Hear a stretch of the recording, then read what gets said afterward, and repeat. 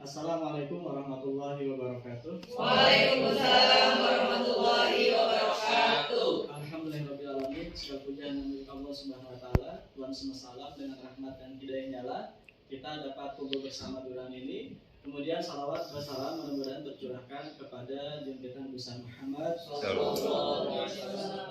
kepada keluarganya, sahabatnya, serta para pengikutnya yang mudah-mudahan kita termasuk di dalamnya. Yang kami hormati Bapak Kepala SMA 2 Cilengsi, yang kami hormati Bapak Ibu Guru SMA 2 Cilengsi, kemudian yang kami hormati juga Bapak Ibu calon guru penggerak angkatan 9. Alhamdulillah pada kesempatan kali ini CGP SMA Negeri 2 Cilengsi akan melaksanakan diseminasi budaya positif SMA 2 Cilengsi ya, di mana guru penggerak ini memiliki program ya, tujuannya adalah menjadi guru yang tergerak, bergerak, kemudian menggerakkan. Mudah-mudahan acara ini berjalan dengan baik dan lancar. Kemudian apa yang disampaikan oleh calon guru penggerak SMA 2 Cilengsi dapat kita pahami bersama dan kita laksanakan di SMA 2 Cilengsi ini. Demikian yang dapat saya sampaikan atas nama Bapak Kepala SMA 2 Cilengsi.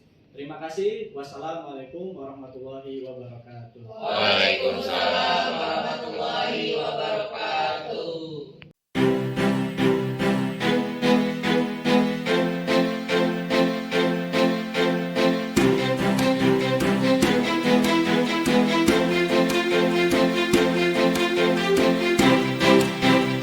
Satu, dua, tiga.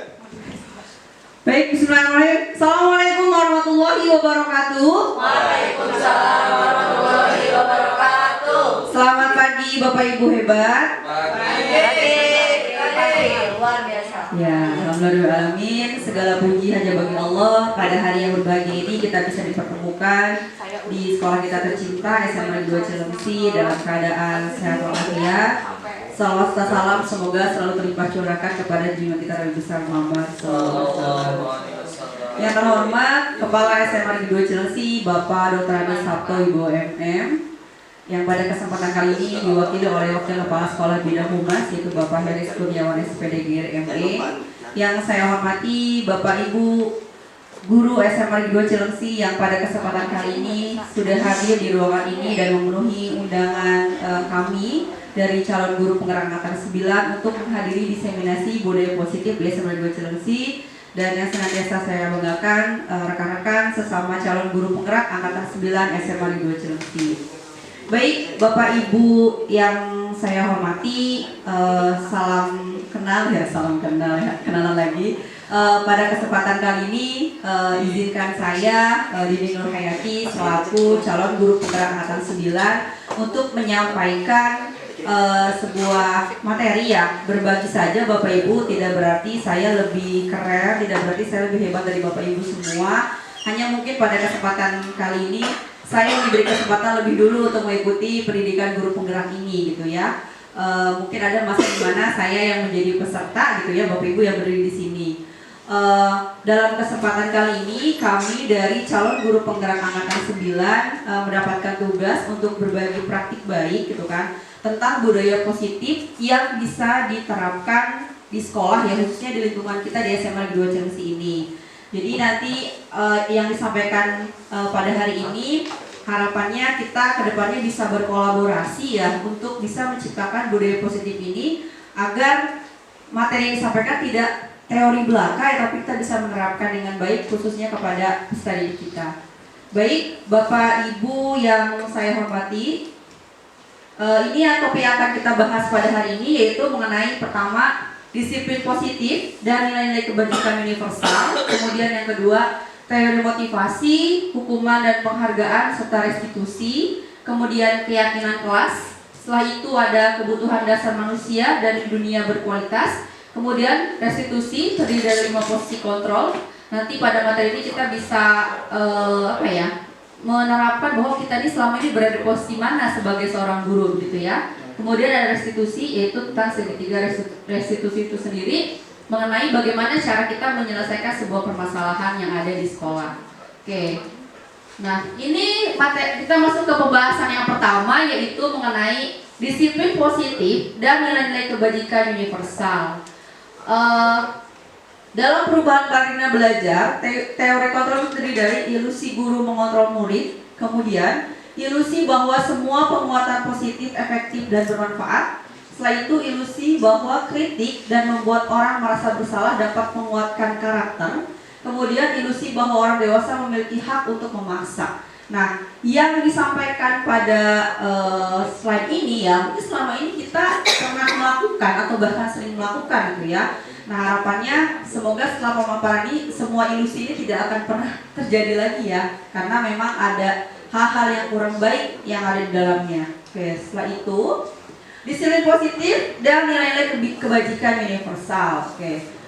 Kata disiplin ini adalah sebuah kata yang sering kita sampaikan kepada peserta didik kita, gitu kan. Terutama mungkin saat ada kesempatan seperti menjadi bapak ibu atau kita menjadi pembina upacara ya. Ini sering sekali disampaikan oleh pembina upacara pada saat amanat pembina upacara. Nah, disiplin ini sebenarnya nol gitu ya jika misalnya kita bukan hanya peserta tapi kita juga sebagai guru tidak bisa menerapkan dengan baik seperti itu. Nah, makna kata disiplin sendiri yaitu seseorang yang memiliki disiplin diri berarti mereka bisa bertanggung jawab terhadap apa yang dilakukannya karena mereka mendasarkan tindakan mereka pada nilai-nilai kebajikan universal.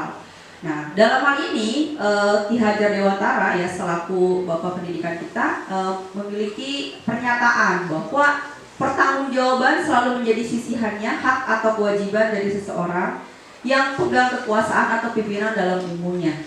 Adapun arti tidak lain ialah orang tadi harus mempertanggungjawabkan dirinya serta tertibnya laku diri dari segala hak dan kewajibannya. Ini disampaikan oleh Bapak Ki Hajar Dewantara dalam bukunya Udil Pemikiran Konsepsi Keteladanan Sikap Mereka dan pada cetakan kelima halaman 469. Oke. Materi selanjutnya mengenai, nah ini ada teori motivasi, hukuman dan penghargaan serta restitusi. Ya. 3 motivasi perilaku manusia yaitu yang pertama untuk menghindari ketidaknyamanan atau hukuman.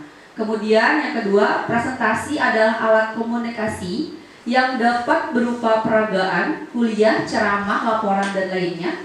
Yang ketiga, untuk menjadi orang yang mereka inginkan dan menghargai diri sendiri dengan nilai yang mereka percaya. Oke, kemudian ini ada kebutuhan dasar manusia.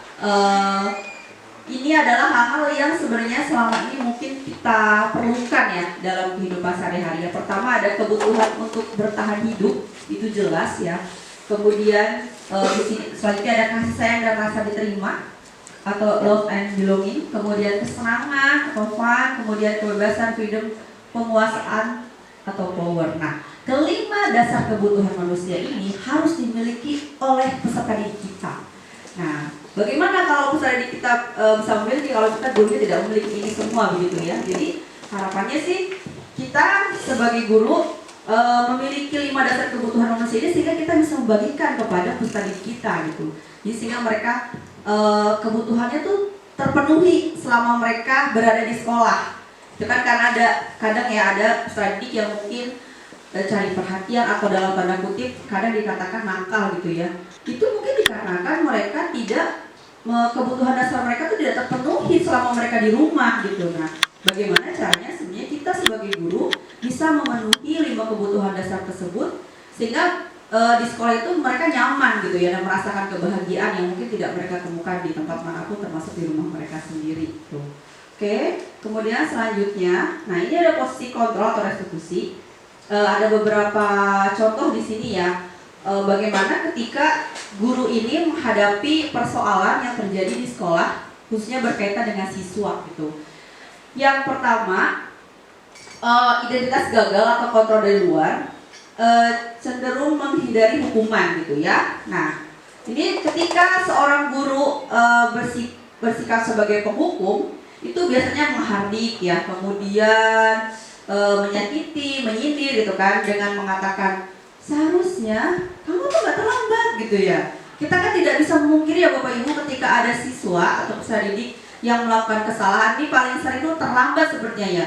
Pasti kita tuh secara serta-merta emosi gitu ya. Udah mau kita juga kesel gitu ya, ada bocah terlambat gitu ya. Terus secara spontan mengatakan seharusnya kamu itu nggak terlambat ke sekolah, kan udah jelas peraturan sekolah itu seperti apa gitu kan. Terus atau mengatakan dengan sindiran, ibu tuh kecewa loh sama kamu nak gitu ya.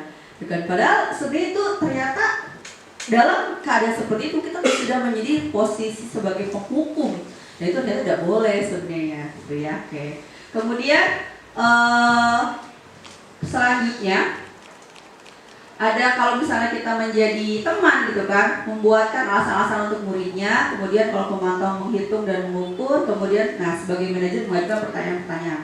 Nah, dalam posisi ini sebisa mungkin kita tuh menjadi sosok manajer gitu ya. Makanya memang harapannya sebenarnya kenapa sih ada pendidikan guru penggerak ini adalah salah satunya guru bisa menjadi pemimpin pembelajar di sekolah.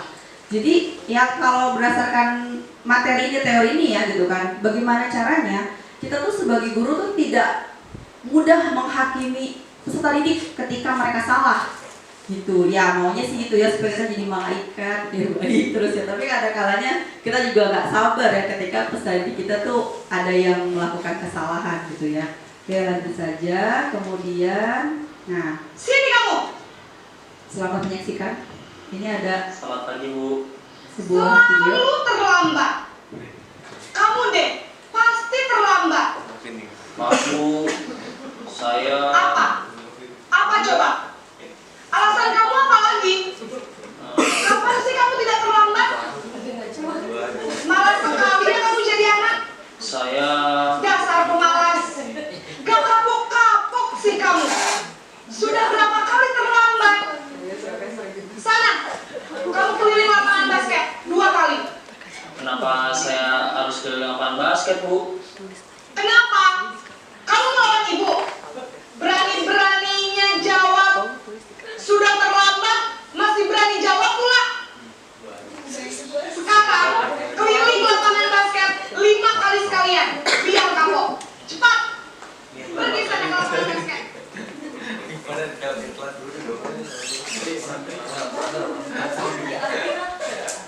Oke, ya. Kalau lihat, mungkin kita pernah melakukan ini ya Bapak Ibu. mungkin ya, saya nggak tahu. Tapi kalau saya jujur, saya ngaku saya pernah melakukan seperti itu. Saya pernah berada di posisi itu gitu kan. Cuma bedanya nggak nyuruh lari keliling lapangan, nyuruhnya yang lain gitu kan. Intinya kita pernah berada di posisi sebagai seorang penghukum kepada siswa gitu ya. Dan ternyata tidak boleh gitu kan. Ya ini ilustrasi saja ya. Harapannya sih setelah ini kita nanti ada beberapa video lagi ya, contoh ketika posisi harus jadi manajer itu seperti apa gitu. Tapi ini adalah salah satu contoh penghukum gitu ya. Kan ada istilah ya katanya, kalau anak zaman sekarang jangan dikerasin katanya gitu ya. Tapi ya gimana ya, kadang kita juga bingung gitu ya harus seperti apa. Suatu saya pernah berbagi dengan salah satu guru di SMA 1 Raja Bungur. Beliau cerita bahwa di sana itu justru muridnya itu malah minta dihukum kemudian divideokan dengan alasan nanti untuk sebagai kenang-kenangan Bu, kalau saya udah lulus saya kangen sama ibu, saya tinggal lihat video bahwa saya pernah dihukum sama ibu. Itulah zaman sekarang. Kalau zaman kita mungkin ya dihukum tuh takut ya, maksudnya kita cerita ke orang tua kita dimarahin. Nah tapi sekarang enggak gitu kan. Kalau ada siswa yang berbuat kesalahan cerita sama orang tua datang ke sekolah dan marah sama gurunya. Tapi ini opini saya Bapak Ibu kalau bagus. Ada suara tinggi, kemudian bahasa tubuh, mata melotot, dan jari menunjuk-nunjuk serta menghardik gitu ya. Kamu ini kan udah terlambat, tali sepatu warna putih, gak pakai sabun, gak pakai dasi, rambut gondrong, mau jadi apa kamu? Ya. Mungkin kita sering ya, bukan kita deh, saya kalau Bapak Ibu enggak mungkin ya. Tapi saya merasa pernah melakukan hal seperti itu gitu ya. Oke, kemudian apa dampaknya pada murid ketika kita melakukan hal tersebut, ketika kita berada di posisi sebagai seorang penghukum ya? Kemungkinan murid marah dan mendendam atau bersifat agresif. Kemudian bisa jadi sesudah kembali duduk, murid tersebut akan mencoret-coret bukunya atau meja tulisnya. Lebih buruk lagi sepulang sekolah, murid melihat motor atau mobil bapak ibu guru dan akan menggores kendaraan tersebut dengan paku. Tapi kita nggak ada ya. Peserta kita baik-baik ya, alhamdulillah ya. Tidak ada seperti ini ya. Oke, lanjut bapak ibu. Nah ini sebagai posisi kontrol.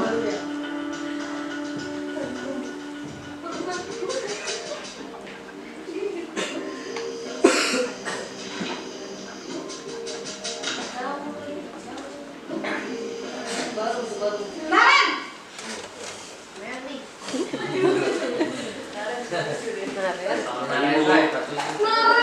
Naren. Kamu kenapa terlambat lagi, Nak? Ya Tuhan, Naren. Kamu senang ya bikin ibu susah ya? Kalau kamu terlambat lagi, nanti ibu yang ditegur bapak kepala sekolah, Nak. Disangka ibu tidak bisa membina kamu. Duh, gimana ini? Maaf Bu. Duh, Gusti Naren. Kamu suka ya kalau ibu ditegur bapak kepala sekolah? Terus, sekarang ibu harus tulis apa yang di buku absen? Ini kamu sudah sering terlambat loh. Ibu harus apa coba? Maaf Bu. Maaf sekali. Ya sudah, lain kali jangan bikin ibu susah lagi ya, Nak ya. Ibu tidak akan kuat lagi kalau kamu gini terus. Bisa jantungan kalau ibu tegur bapak kepala sekolah. Sana cepat ke kelas. Maaf ya Bu. Maaf sekali. Oke ya. Nah ini tadi posisi pembuat rasa bersalah gitu ya. Jadi si guru menggiring gimana caranya si muridnya ini ngerasa bersalah gitu, dengan tadi ada opini disampaikan bahwa nanti ibu dianggap sebagai orang yang tidak bisa membina kamu oleh kepala sekolah gitu ya kalimatnya. Pada posisi ini biasanya guru akan bersuara lebih lembut, jadi agak turun satu tingkat daripada tadi posisi penghukum ya Bapak Ibu.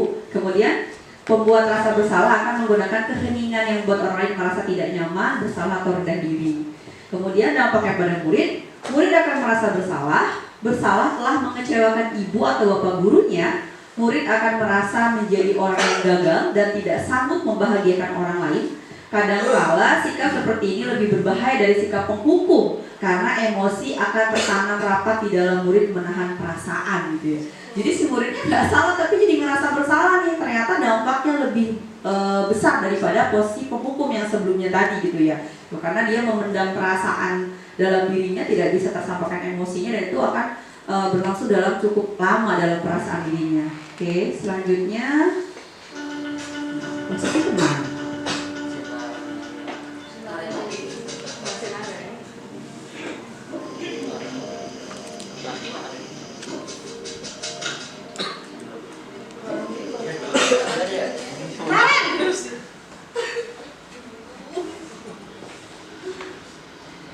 Selamat pagi Bu. Wah, sudah jam berapa ini, Nak? Terlambat lagi ya, sayang. Iya Bu. Habis ibu saya lupa bangunkan saya Bu. Kamu malah menyalahkan ibu kamu. Kamu bukannya anak yang larinya paling kencang. Kok terlambat sih? Iya Bu. Saya memang terlambat bangun tadi. Jadi biarpun saya lari kencang, tetap gak kekejar Bu. Ya sudah sana, nanti lain kali larinya lebih kencang lagi ya, biar gak terlambat lagi. Bikin seneng ibu, demi ibu. Bisa kan? Bisa lah Bu. Ya sudah sana masuk kelas, ibu beresin urusan absen kamu. Kamu ini ada-ada saja. Oke ya. Udah kebayang ya di sekolah kita ini kira-kira siapa gitu ya. Oke, jadi posisi teman ya. Guru pada posisi ini tidak akan menyakiti murid, namun akan tetap berupaya mengontrol murid melalui persuasi. Posisi teman pada guru bisa negatif ataupun positif. Positif di sini berupa hubungan baik yang terjalin antara guru dan murid. Hal negatif dari posisi teman adalah bisa suatu saat guru tersebut tidak membantu, maka murid akan kecewa dan berkata, murid merasa dikecewakan dan tidak mau lagi berusaha, gitu kan? Murid akan merasa senang dan akrab dengan guru. Ini termasuk dampak yang positif. Hanya saja di sisi negatif, murid menjadi tergantung pada guru tersebut. Bila ada masalah, dia merasa bisa mengandalkan guru tersebut untuk membantunya. Gitu ya. Jadi ya ada positif dan negatifnya gitu ya. Cuma ya lebih apa ya, dari segi nada bicara pun lebih halus lagi daripada dua posisi sebelumnya.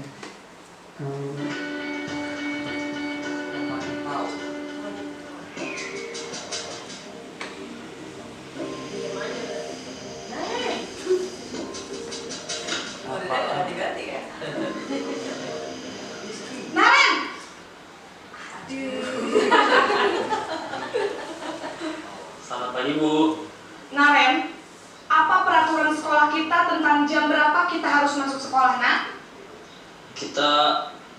harus di sekolah jam 7, Bu. Iya betul, sekarang sudah jam 7.20. Naren sudah tahu konsekuensinya jika terlambat hadir. Paham, Bu. Saya harus tinggal kelas pas jam istirahat selama 20 menit. Iya benar, konsekuensinya demikian. Jadi nanti jam 9.30 pas istirahat, kamu harus tinggal di kelas, kerjakan tugas tambahan untuk ketertinggalan kamu, ya? Baik, Bu. Gitu doang ternyata. Nah ini pos memantau. Memantau berarti mengawasi. Pada saat kita mengawasi, kita bertanggung jawab atas perilaku orang-orang yang kita awasi. Posisi pemantau berdasarkan pada peraturan-peraturan dan konsekuensi. Murid memahami konsekuensi yang harus dijalankan karena telah melanggar salah satu peraturan sekolah. Guru tidak menunjukkan suatu emosi yang berlebihan, menjadi marah atau membuat merasa berbuat salah. Ya, cuma ngetin ya. Tadi ya ngetin apa peraturannya, konsekuensinya apa gitu ya. Oke. Selanjutnya posisi manajer.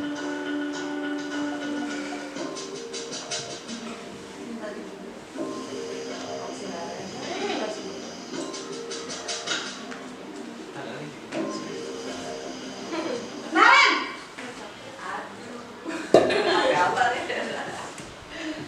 Selamat pagi, Bu. Selamat pagi Naren.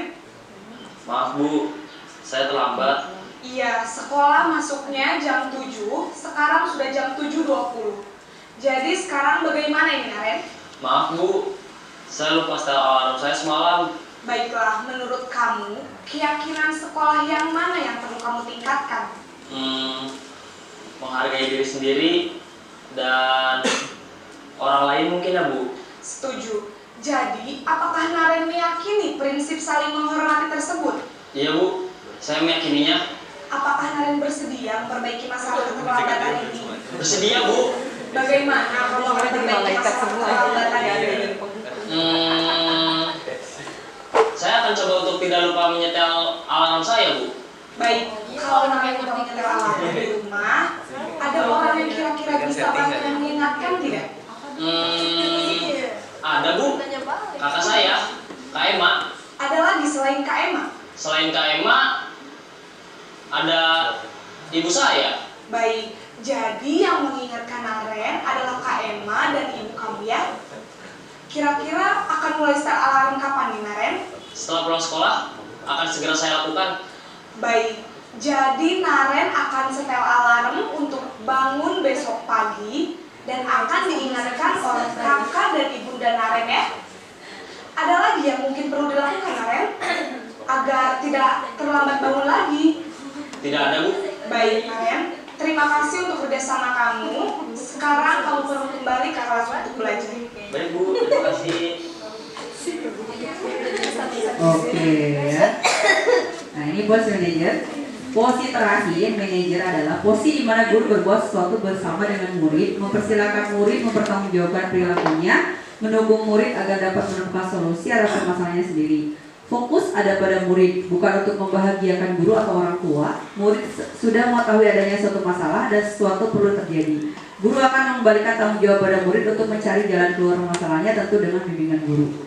Jadi nggak dihukum gitu ya, nggak dihukum, terus juga nyari solusi bersama, dan pada akhirnya si murid sendiri yang memutuskan untuk solusi seperti apa gitu ya. Oke, nah dalam posisi kontrol ini, posisi manajer dianggap sebagai posisi yang paling ideal dibandingkan posisi yang lain ya, karena memang tadi mungkin ada semacam diskusi ya antara guru dengan murid terhadap sebuah persoalan yang sedang terjadi itu. Oke, nah selanjutnya tadi ya ada keyakinan kelas. Jadi keyakinan kelas ini atau juga keyakinan sekolah ya. Kalau keyakinan kelas berarti diterapkan di kelas, kalau keyakinan sekolah diterapkan di sekolah. Keyakinan kelas adalah nilai-nilai kebajikan atau prinsip-prinsip universal lepas dari perbedaan agama, suku, negara, dan bahasa. Menurut dosen tahun 1998, suatu keyakinan akan lebih memotivasi seseorang dari dalam atau intrinsik. Seseorang akan lebih bersemangat untuk menjalankan keyakinannya daripada hanya sekedar mengikuti peraturan. Jadi bagaimana caranya keyakinan kelas ini bisa timbul dari siswa dan peserta didik kita, muncul dari dalam dirinya sendiri gitu, sehingga tidak harus apa-apa disuruh gitu ya, mungkin sesederhana kita mau punya keyakinan sekolah bahwa setiap hari Senin itu upacara harus dilaksanakan gitu ya. Pukul 6.45 bel sudah dibunyikan, harapannya pukul 7 itu sudah bisa mulai upacara. Anak-anak sudah rapi gitu kan di lapangan. Nah, apabila besar di kita memiliki keyakinan sekolah yang baik terhadap tadi yang sudah diputuskan bersama, mungkin nggak perlu Bapak Ibu kita tuh capek-capek setiap hari Senin teriak upacara yang minimal, karena itu rutin setiap minggu. Anak tuh gak harus selalu dipanggil-panggil, disuruh-suruh gitu ya. Nah, semoga kedepannya kita bisa berkolaborasi menciptakan keyakinan sekolah itu supaya terwujud di sekolah kita. Oke, nah kemudian mengapa keyakinan kelas? Mengapa tidak peraturan kelas saja? Ya, kan mungkin selama ini kita lebih familiar dengan istilah peraturan dibandingkan dengan keyakinan gitu ya. Menekankan pada keyakinan seseorang akan lebih memotivasi seseorang dari dalam. Seseorang akan lebih tergerak dan bersemangat untuk menjalankan keyakinannya daripada hanya sekadar mengikuti serangkaian peraturan tertulis tanpa makna. Murid-murid pun demikian. Mereka perlu mendengarkan dan memahami arti sesungguhnya tentang peraturan-peraturan yang diberikan, apa nilai kebajikan di balik peraturan tersebut, apa tujuan utamanya, dan menjadi tidak tertarik atau takut sehingga hanya sekedar mengikuti serangkaian peraturan-peraturan yang mengatur mereka tanpa memahami tujuan mulianya. Karena memang di balik kata peraturan sendiri itu biasanya identik dengan pelanggaran gitu ya. Nah, kalau di balik kata keyakinan tuh nggak ada istilah negatifnya, hampir tidak ada gitu ya. Jadi mungkin lebih baik menggunakan kata keyakinan daripada kata peraturan seperti itu. Oke, ini contoh keyakinan kelas ya. Yang pertama, selalu bersikap positif, kemudian senantiasa menjadi diri terbaik, percaya dan menghormati orang lain serta barang miliknya, berkomitmen terhadap setiap tugas, kemudian senantiasa membantu. Nah, ini bisa kita lakukan Bapak Ibu di kelas kita masing-masing ya. Ketika kita mungkin Bapak Ibu juga familiar dengan istilah kontrak belajar ya. Agak mirip sebenarnya. Bedanya, kalau kontrak belajar itu biasanya keluar dari Bapak Ibu guru, tapi kalau keyakinan kelas kita merumuskan bersama dengan peserta kita. Jadi kita teknisnya ya bisa bagi kertas dengan mereka, kemudian mereka menuliskan keyakinan kelas apa sih yang mau diterapkan di kelas A misalnya gitu ya. Nah nanti setelah itu, jadi memang keyakinan kelas ini berangkat dari keinginan para peserta didik sendiri gitu. Kita ngurus hanya sebagai pembimbing ya dalam hal ini. Jadi sehingga nanti ketika sudah jadi diputuskan keyakinan kelas itu bisa lebih diterapkan dengan baik di kelas yang kita harapkan seperti itu. Oke. Kemudian, nah ini ada pernyataan reflektif dari Bapak Ibu. Irfan kurang menguasai pelajaran matematika, sehingga pada saat pelajaran tersebut berlangsung, dia lebih banyak berdiam diri atau menggambar di buku pelajarannya. Pada saat guru matematikanya, Pak Seno, menanyakan pertanyaan Irfan menjadi gugup dan tak sengaja menjatuhkan tasnya dari kursi, serta tiba-tiba menjadi gagap pada saat berupaya menjawab. Seluruh kelas pun tertawa melihat perilaku Irfan yang bicara tergagap dan terkejut tersebut. Pak Seno pada saat itu membiarkan teman-teman Irfan menertawakan Irfan yang tergagap dan malu luar biasa. Dan malahan minta Irfan untuk maju ke depan dan berdiri di depan kelas sambil menunjuk hidungnya karena tidak bisa menjawab pertanyaan Pak Seno. Kelas makin gaduh dan anak-anak pun tertawa melihat Irfan di depan kelas memegang ujung hidungnya. Apakah Anda setuju dengan tindakan Pak Seno terhadap Irfan? Ya. Setuju Bapak Ibu? Ya.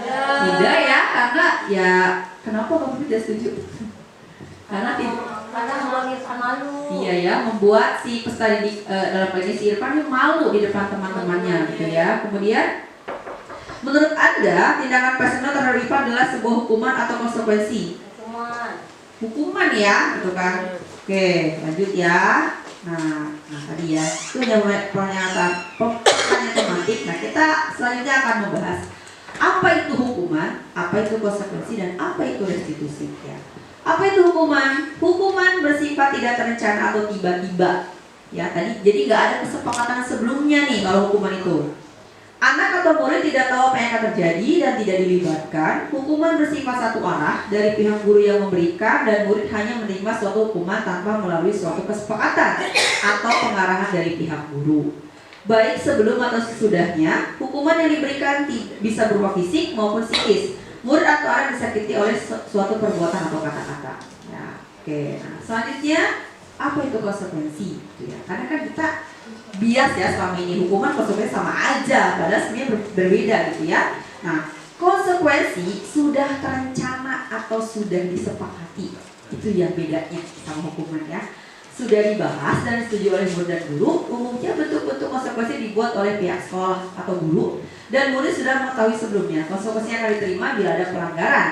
Pada konsekuensi murid tetap dibuat tidak nyaman untuk jangka waktu pendek. Konsekuensi biasanya diberikan berdasarkan suatu data yang umumnya dapat diukur, misalnya setelah 3 kali dan seterusnya. Jadi kalau konsekuensi itu misalnya ada kesepakatan Bapak Ibu ya, misalnya oke, kalau kamu tidak mengumpulkan tugas tepat waktu maka akan ibu beri nilai 0 misalnya, itu konsekuensi gitu kan. Kalau hukuman kan enggak, jadi secara sepihak dari gurunya saja. Ya lanjut saja ya. Nah ini kita diskusi sama-sama. Oke, ada beberapa pernyataan.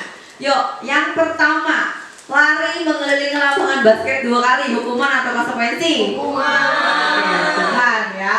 Membersihkan coretan yang dibuatnya di meja. Konsekuensi. Udah pada pinter ya Bapak Ibu. Murid diminta untuk push up 15 kali karena terlambat. Hukuman. Menggantikan kertas tugas temannya yang sudah dicoret-coret. Konsekuensi. Kita lihat ya, apakah jawaban Bapak Ibu benar? Oke ya. Pintar ya, Masya Allah ya. Guru-guru SMP 2 Cilengsi itu pintar-pintar ya. Oke. Kita lanjut ya Bapak Ibu. Nah, selanjutnya apa itu restitusi ya?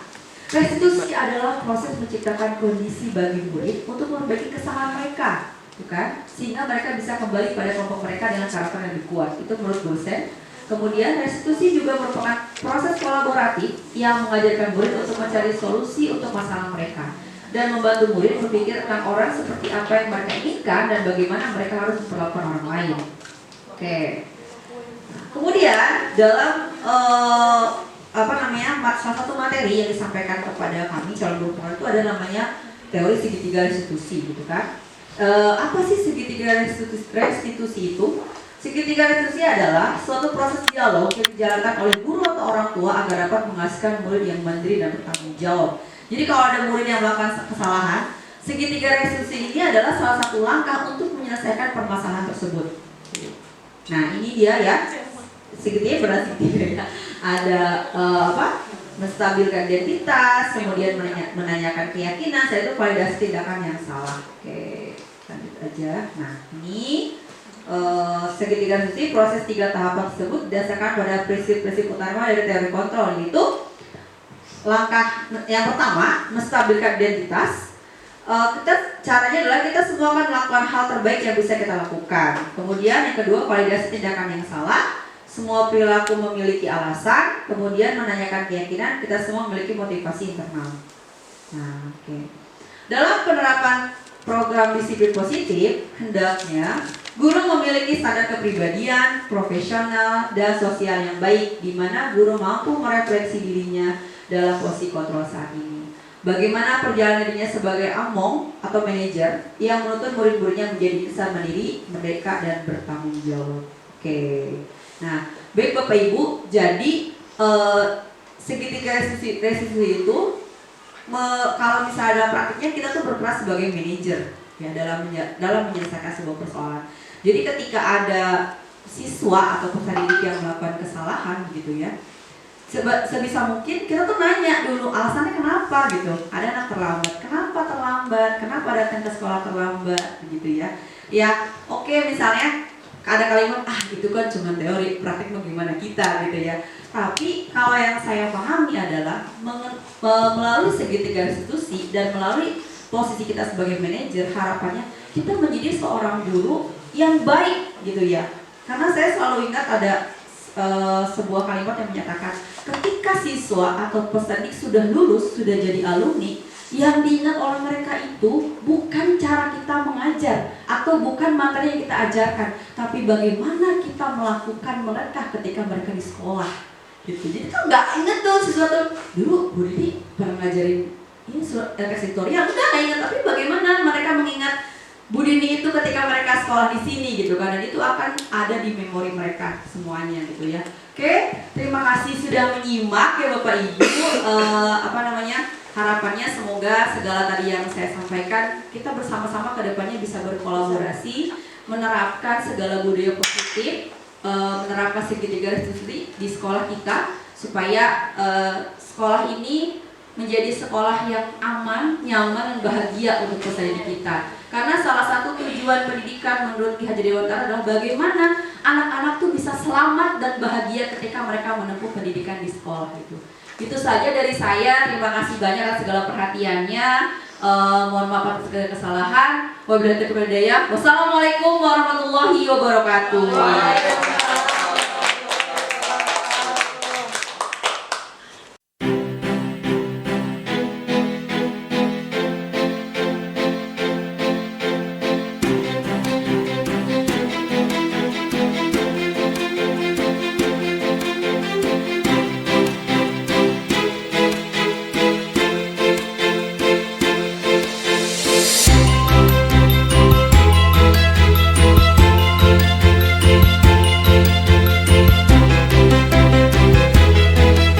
Bismillahirrahmanirrahim. Anak-anakku sekalian, 12 IPA 6. Hari ini bersama-sama kita akan merumuskan dan membuat keyakinan kelas yang akan diterapkan di kelas 12 IPA 6 ini. Kalian siap membuat keyakinan kelas? Siap! Saya akan membagikan sticky notes, satu orang satu, tapi kalau kalian mau lebih boleh. Nanti setelah dituliskan, kalian tempelkan di karton di depan ya. Paham ya, Nak ya?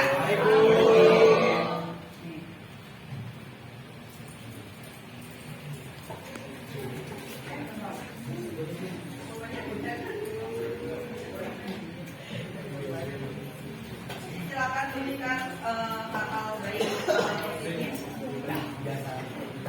yang diterapkan di kelas ini ya.